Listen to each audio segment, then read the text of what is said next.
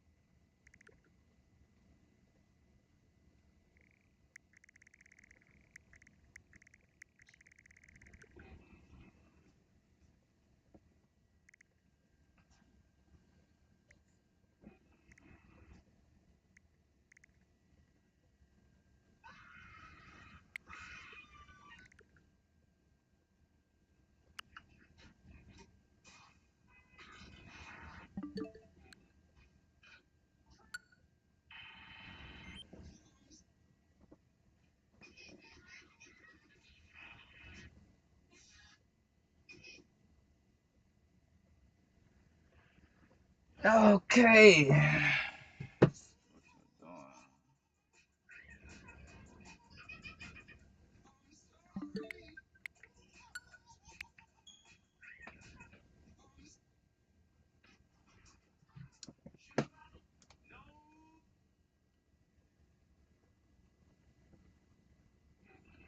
Always use protection, real protection, not like the pull-out method. Ew.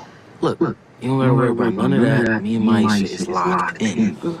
I've always loved Maisha for you. Okay, whatever. And don't be acting all starstruck when you see famous people. They just like us, okay? And don't try to flex. Keep your chain tucked in. Not even me. And if you get into anything crazy, call me before you call Mom. We can figure it out together. Appreciate that. I love you.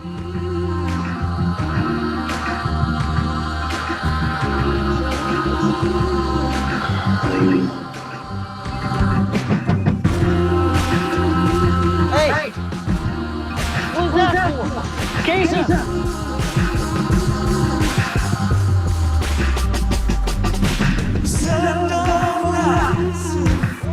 Don't buy drugs from strangers. Oh, I know.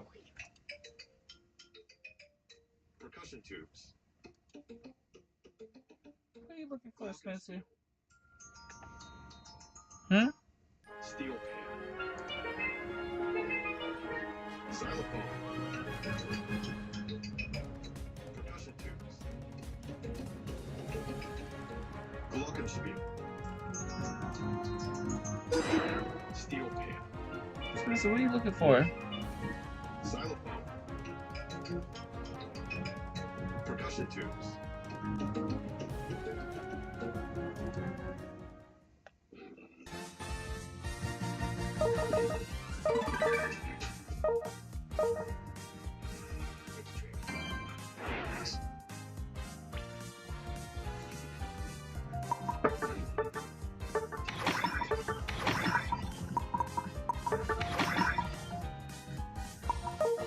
Oh, we in there.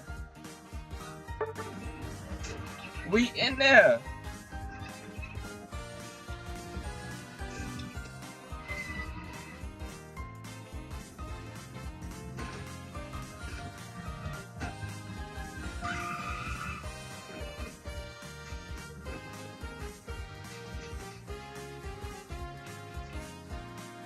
Streaming everywhere.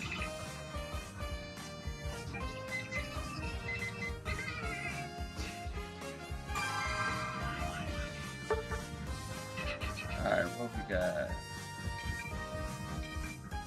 Anthony Ramirez, what's up? Nova Create, how you doing? Grizzle Bear Gaming. My bad, I did not see.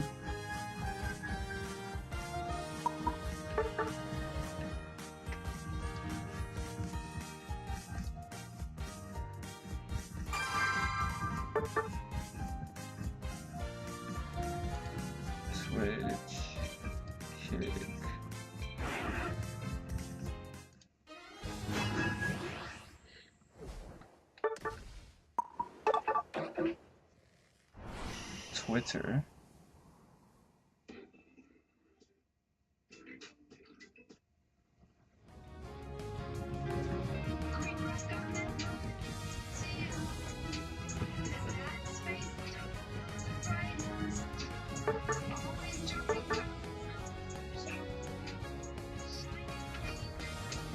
Spencer, chill out.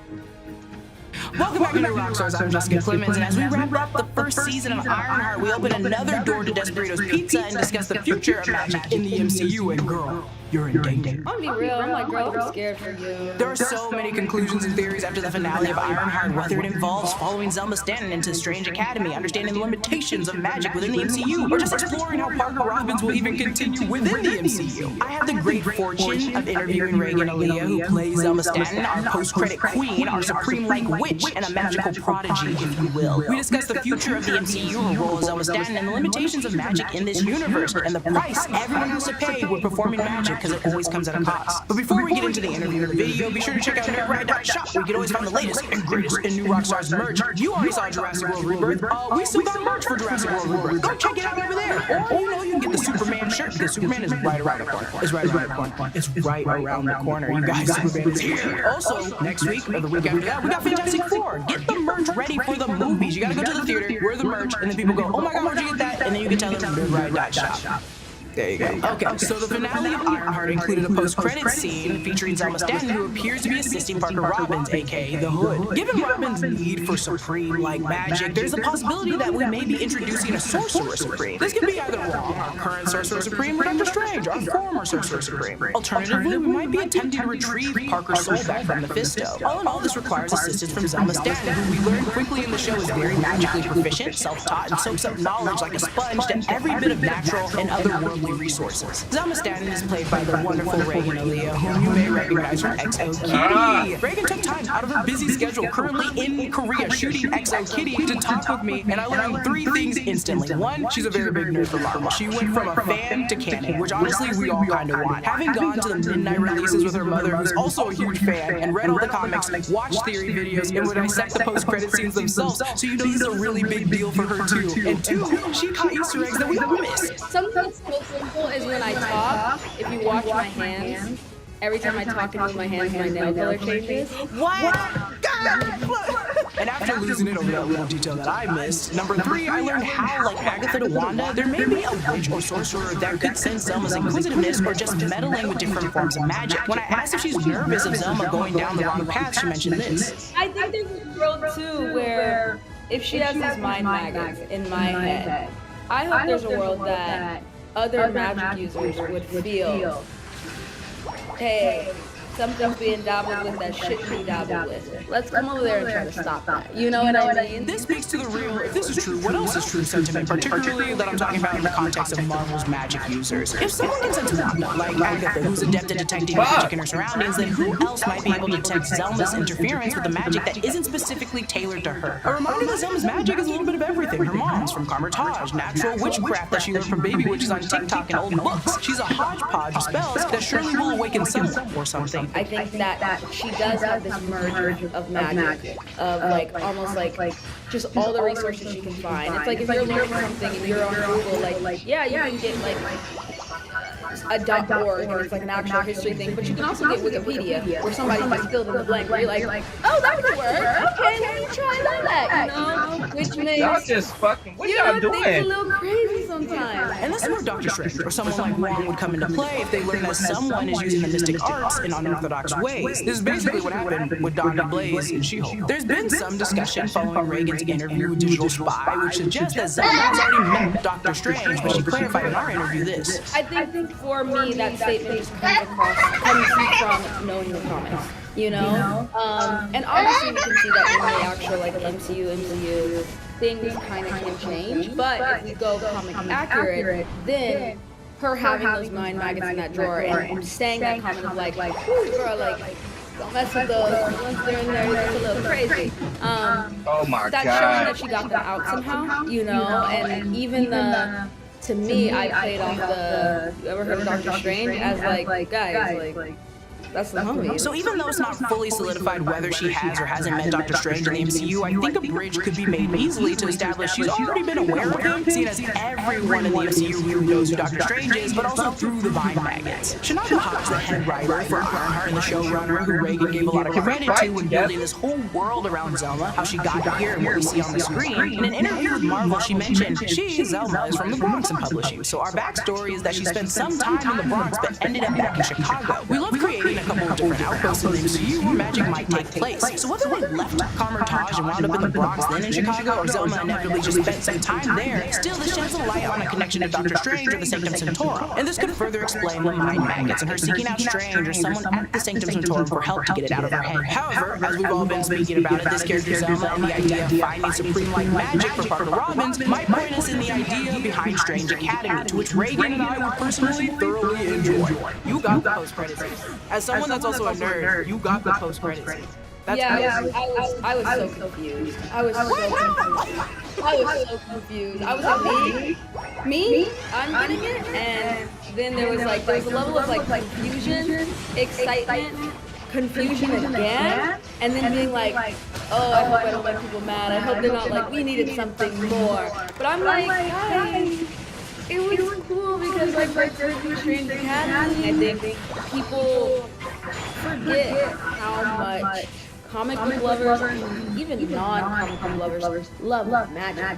Just magic. And one of the biggest franchises we see is like, you know, Harry Potter. And I know there's so many people itching and scratching for something new that is like, especially young kids doing magic. And I'm like, that market is so open for something new and something that people can wholeheartedly support without feeling guilty, with just feeling like, oh, these are new people, new characters created by cool people. You know, I think that it's like, it could be really dope. Strange Academy, for those who don't know, operates like a blend of Marvel's Hogwarts, but also Xavier's School. While it still may evoke the essence of Hogwarts, the X-Men franchise often delves into moments of romance, and I would argue that Strange Academy does that as well, more to a degree than Hogwarts did. The story is like from the perspective of teenagers, and explores the whims and challenges of youth, all while showcasing characters with too much powerful magical abilities. The fun aspect of Strange Academy is really its campiness. It allows readers to step away from the existential crises that often plague the Marvel universe universe, giving us a moment to just experience what it's like to be as normal as possible. The students attend classes taught by like Agatha Harkness or Zelma and Brother Voodoo. There are even events like Parent Day, which raise interesting questions like what would it be like if your parents were Dormammu or Loki? Would they even show up? How does having such powerful parents affect their child during a crucial period in their adolescence? This series examines dramas that haven't been really explored since X-Men, and all while maintaining that whimsical and magical atmosphere similar to Harry Potter. With Marvel delving into the Moon Saga, I think we might see the X-School merge there, which would add to a mix of a long list of schools that we already have in the MCU. But Strange Academy, in my opinion, is a bit different. It feels like it'll have a stronger link to Kamar-Taj instead of being its own institution like we see in the comics. However, I think it will set itself apart from Kamar-Taj by resembling like an honors program or an independent study for students in the US rather than in Nepal. The focus would seem to be more on smaller groups or advanced students working closely with the professor on specialized topics that extend beyond what is usually taught at Kamar-Taj. That's how I see it being played in the MCU. In our interview, I actually argued that I believe that Zelma is too skilled for Kamar-Taj. In a world of Strange, Wong, and Dormammu, while Zelma may not be at the very top, she is certainly more proficient than many of the students that we've seen at Kamar-Taj. And what she really needs instead is stability and structure to help her grow. Having possibly already met Dr. Strange, she may have outgrown that traditional teacher-student relationship and is ready for a more collaborative role. We also spoke about her post-credit scene with Parker Robbins leaving the door open for more magical Chicago shenanigans, but also trying to recognize their future if there even is one. Given Zelma's connection with magic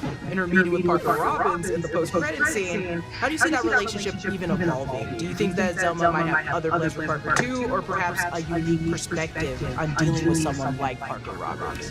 I'll be real. I'm like, bro, I'm scared for you. Don't do nothing crazy. I've seen a lot of people comment like, who's the hero in this? Like, and I'm like, she doesn't know. You know, she never actually like met that man and really understood like you know who he was. They are doing this the same way that every other Marvel person has. You know what I mean? Like it's like Doctor Strange is a prime example of like that man didn't care to heal. That man didn't care to help.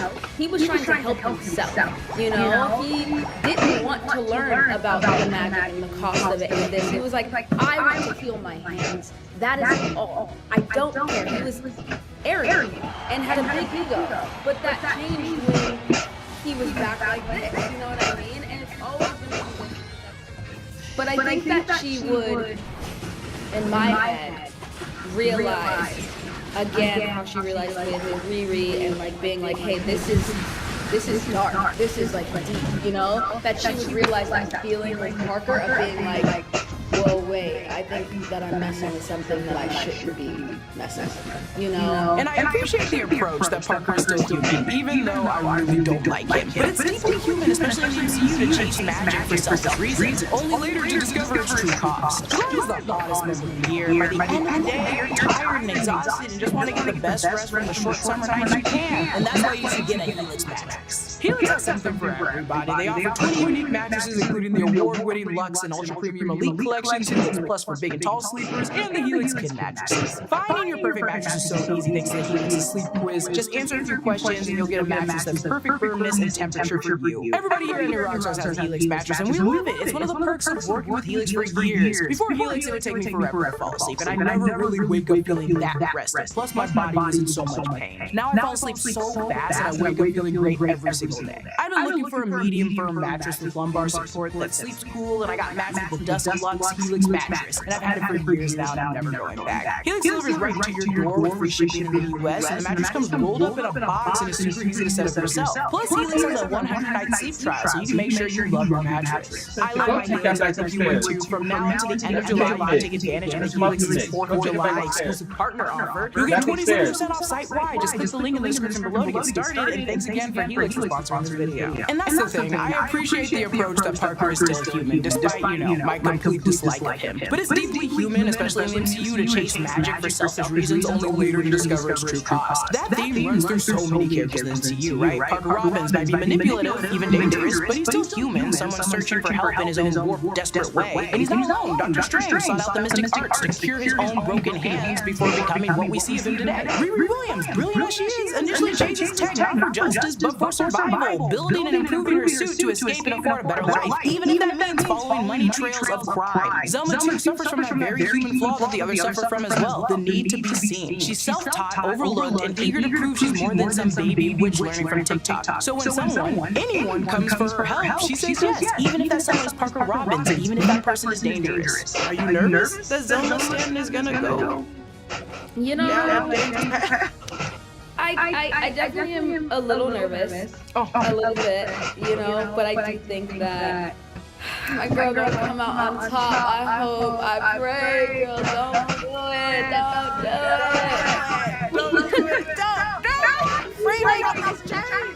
Free her! But yeah, I'm nervous and then also not because she has her mother. She has all of these people, you know, the strangers of the world to be like the checks and balances, hopefully. But I think she's just so eager to do magic and to have somebody come to her for the first time, and I think she has that childlike excitement of like, you know, she didn't go to, you know, to these magic schools and, you know, all of this she's learning on her own. So like for somebody to come up to her and want her help when she's self-taught, it probably feels validating, but I think that validation will wear off to be like, beware. This is not right. There's this kind of hole or gap in Zelma's self-worth that gets temporarily filled by being needed. And Reagan made it clear in our conversation that Parker and Riri are two of the first people to come to Zelma for help, to give her expertise, and that's super powerful. But it's also very dangerous because she's willing to do a lot just to show that she can do it. What I think is kind of tragic but interesting about Zelma's character is that even as she warns others, she knows there's a cost. She repeats it again and again. Magic comes at a cost. So if that's true, what did it cost Zelma, who practices a hodgepodge of magic? How could that affect others? How could that affect her family? It sounds like she is vulnerable about being a kind of. I don't want to call her a baby witch because she's very proficient. She's just self-taught, and there's that validation that she kind of seeks in being self-taught. Oh. It's even down to the whole thing of like each time they ask her like how sure she is and the percent changes. That's somebody that just is like, I'm trying so hard and I want to do this. So it's like, yeah, 75%. Actually, it's 42%. You know, it's. I just want to be taken seriously and I want to do this magic and I want to prove that I can. You know. And honestly, like, you know, it was at a cost. Why did you clear the jungle? She did help. Like, she did. It was there. Like, she did what she needed to do. She told her it was a cost, and I'm so sorry about the cost. And I love how many times you mention, like, magic comes at a cost. And I'm like, but you're practicing magic 24/7. What did you lose? And that I think even ties to Strange Academy of like Emily Bright and like all of these like other kids are doing all this magic out of school, and even them they're curious about, well then what is the cost of this? What are we losing? What is it? You know? So it still is a thing of like even for her there's a cost. And maybe we'll explore that cost when it comes down to Parker and you'll see what it is. But even for her, there's a cost. There's a cost to magic as a whole. In the context of Zelma Stanton possibly having lost something valuable in exchange for magic before meeting Parker Robbins, I wondered if that could refer to another parent or someone just as close. In episode 4, Madeline comments that Carmitage was not an ideal place to raise a baby, to which Zelma replies like this. I still think you guys could raise me there. This suggests that there may have been another person involved, perhaps a parent or a guardian or a partner of Madeline's, or just someone who agreed to pull Zelma and Madeline away from Carmitage. In response, Reagan said she focused more on what was in front of her, especially making sure her chemistry with Madeline on screen was a natural bond. But she does believe that there's a world where they can expand upon that idea. Shanaka Hodge mentions in the Marvel interview with Zelma and Miss Stanton, I could see spin-offs, I could see other movies, I could see people not needing to go all the way to Madripoor to understand some magic. We wanted to create some doors and openings in the MCU for people like us to fall in. And I believe in that. There's potential for us to explore what Zelma had to sacrifice, or will sacrifice, having now been given the chance to work with Parker Robbins, or just from dancing in the world of magic as long as she has. We're still learning, and even she might not know the cost yet. It's also important to note that Hodge, the head writer and the showrunner, referred to Zelma and Madeline as the individuals you could turn to for understanding magic rather than having to travel all the way to Madripoor. This means that even Ghost Agatha and Billy, if they're lost or just confused, they just need to catch a bus to Chicago to read some old books. This is kind of a massive staple for magic within the MCU. We have our own people in America. They're just in Chicago. You just gotta go check them out. To round out our interview, of course, Reagan had a lot of funny behind-the-scenes excerpts that I would be a That nigga fool got not that to share Kodak. because this girl is funny as hell. How much practicality did they use when using your magic? Because the goo that you put on her chest plate, I was like, oh, there's a lot of stuff here that I just wanted to understand, like, what was maybe like the challenging parts for you to shoot on set for your character? Let me talk about this goo. Let me talk about this goo. There's a moment where I take the goo, I throw it, we look at it, right? I had to take the goo and throw it in real life. Now the thing about me is I'm an actor for a reason. Reason being is don't have me throw a baseball. Don't have me throw anything like that. There were so many times where they were like, hey, Reagan, let's do that one more time. I would take that goo and I'd be like, ah. And they were like, girl, throw the goo. Reagan, playing with these people's time, Reagan. They were like, no, it has to land, so I need you to actually look like you can throw. And so we had to practice me throwing goo at the wall because each time it would just look so like. And I've had this problem before because I just be doing stuff sometimes. Like I did a movie one time and I had to run for my life, and while I was running like. And they were like, girl, can you lock in? I was like, oh, I'm sorry, I thought I was running right. Like, they're like, run straight. And I'm like, Reagan. our writer came down, she was like, listen, I need you to throw your hand all the way back, and I need you to throw it. And I was like, okay, let me lock in. I'm sorry, y'all, I'm playing with y'all time for real. They built out most of these sets. I mean, we built a full White Castle, you know, which is insane. That's not real. That makes sense now because I saw the mural and I was like, oh, this is a mural in Atlanta. But then I was like, this is a full. They built the White Castle? Yeah, I got a lot of friends in Atlanta and they were texting me like, yo, White Castle's coming to Atlanta, we all gotta go, let's go. I was like, guys, no, and I was on set, you know? I think the only thing that I was in a different room for is that there's a moment where you see me on the ceiling working on something, and so for that it was like, you know, they have to like get the full like film this room and have this like big wall that like shows this 360, and then every day we would get into this like if we had a new outfit, we would get into this room that has like 400 cameras flashing all around you, and it's like you have to stand there and like they have to get like your full like body scan just in case they have to CGI stuff. And I know there was a lot of things like being looked at of like, okay, if I'm gonna be on the ceiling, am I working really fast, or am I like just working at a normal speed? So it's like they have the capabilities to CGI anything, but that was just me in a different like white room, and it was all still laid out on the ground of like fully drawn on, and all my books there and everything. And they just flipped the world. And of course we spoke about Mephisto of it all, and how Mephisto makes so much sense being revealed in Ironheart. Marvel thinks of everything. They think of all the Easter eggs. They think of all the like the little moments that people will scream about. I mean, as a fan, there was so much that I didn't read in the script because I still wanted to watch it as a fan. And so, trust me, when I saw Riri, Mephisto at that table, and that look through the spoon, I think it is, or is it the cup? Or is It was the spoon, it was the spoon, the little red face, bright eyes. The way I stopped it and started screaming, I was like, there's no way. There's no way. That was perfect. A lot of people ask me, like, or have said, like, why Ironheart? Like, there's so many ways you could have brought in Mephisto and this, and this. And I think, and I'm like, with everything that we know about Mephisto, aka the devil, you know what I mean? It's to prey on that innocence and that wide eye. I just, you know, am so badly longing for this, and this. Why would he go for a Doctor Strange, a this and blah blah blah, who are so far in their life, we've seen so much? I'm like, Ironheart to me makes so much sense because it's somebody that has these capabilities, these talents, these, you know, this mind that can change and do so much in the future, but there's still something that you want. and I can be the person to get in on the ground level and give you what you want if you work for me. And that was it for my interview with Ray and Aaliyah. I know that we'll probably post the full interview unedited probably somewhere for you guys to go to, but like for now, this is what you get. I learned a great deal about Zelma Stanton and her thought process, and as well as Reagan's. It became clear to me that Marvel isn't afraid to hire super fans. You can catch Ray and Aaliyah in the final episodes of Ironheart. If you haven't already, do yourself a favor and open up Netflix right now. Watch Exo Kitty, one of my favorite spin-offs. I genuinely really love that show, and you can find Reagan there as well. Comment down below your thoughts on Zelma Stanton, the Mystic Arts, Doctor Strange, and where are girls going with Parker Robbins now? Also, do you want a Strange Academy? And a special thanks to all of our YouTube members, Sin City Monsters, supports us at the executive producer level. Follow me at Leo_Clemens, subscribe to all channels in the New Rockstars Network for breakdowns and news coverage of everything you love. Thanks for watching. Bye.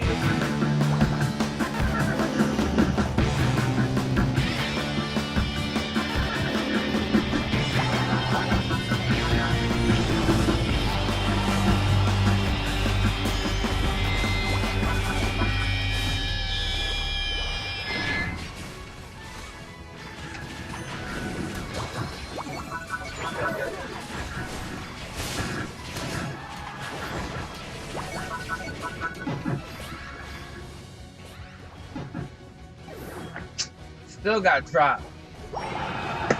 Damn.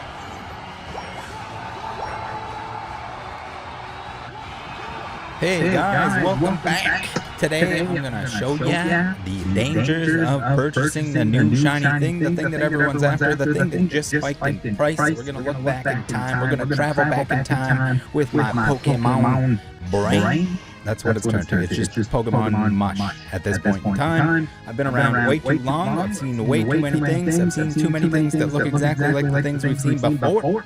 I had a couple people on the videos recently. They're like, Rattle, are you new to the hobby?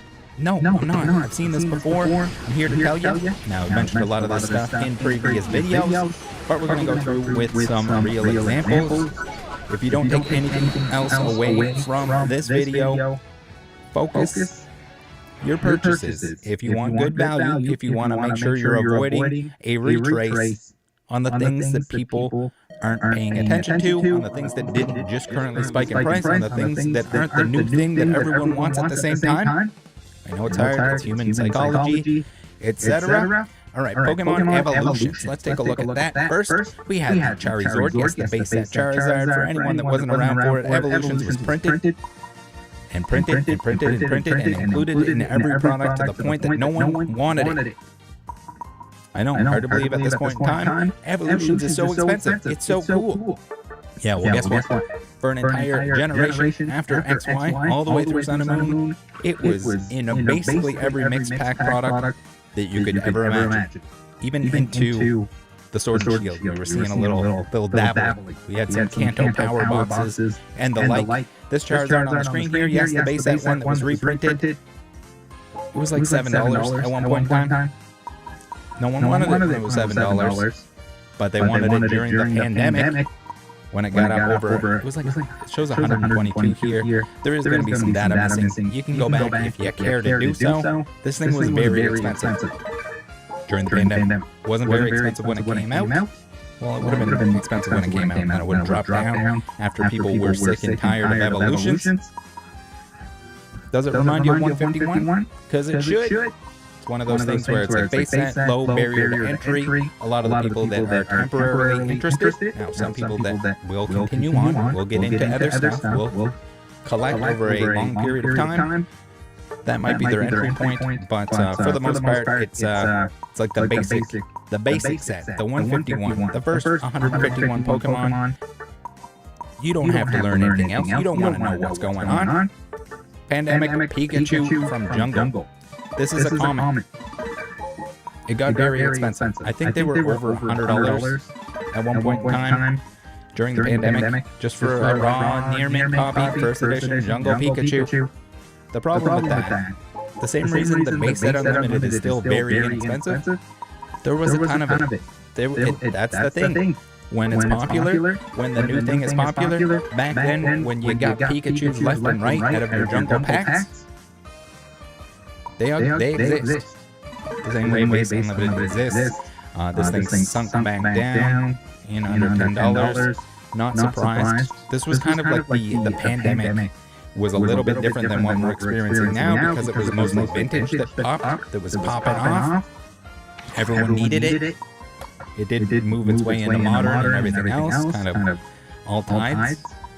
Chips, the rising, something along those lines. So, be careful. The amount of cards that got sent for grading because everyone was new and everyone thought, hey, if it's graded, it's worth more money. And then the amount of cards that got just left at grading because it wasn't worth paying the fees. It took too long for stuff to come back. All the lower condition stuff that should have never been graded at any point. New mistake number one, grading without a reason for grading without knowing what you're doing is just probably one of the most detrimental things that you can do, other than purchasing something when it's clearly at a high that it shouldn't be at. So be careful with all of that. If you're new, please help your new friends. If there's new people that are getting into the hobby, steer them in the right direction. Doesn't have to be graded. Don't fall into that trap. If you're grading it, if you know what you're looking at, and then also avoid during the pandemic, during now, when there's a high, when there's a backlog of graded stuff to be graded, and it takes too long, you're like, oh, well, I'm not going to use one of the main companies. I'll go with XYZ LMNOP grading out of that guy's garage. That'll add value. It's a great